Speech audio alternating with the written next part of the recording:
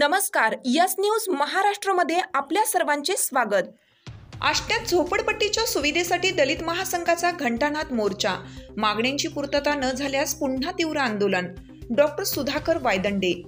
आष्टा येथील नागाव रस्त्यालगत राहणाऱ्या झोपडपट्टीतील कुटुंबांना तात्काळ नागरी सुविधा देण्यात याव्यात या मागणीसाठी आज दलित महासंघाच्या वतीनं राज्याध्यक्ष डॉक्टर सुधाकर मधुकर वायदंडे यांच्या नेतृत्वाखाली घंटानाद मोर्चा व बेमुदत बोंबठोक आंदोलन अप्पर तहसील कार्यालयासमोर करण्यात आले।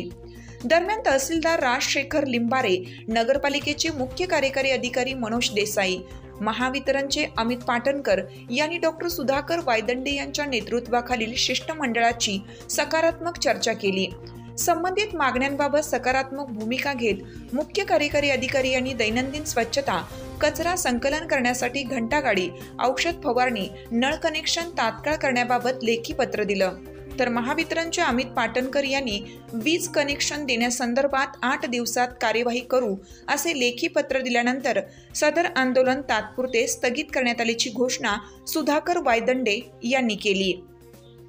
यावेळी दलित महासंघाचे पदाधिकारी व कार्यकर्ते तसेच महिला मोठ्या संख्येने उपस्थित होते। यस न्यूज महाराष्ट्रासाठी रवी यादव, शिराळा।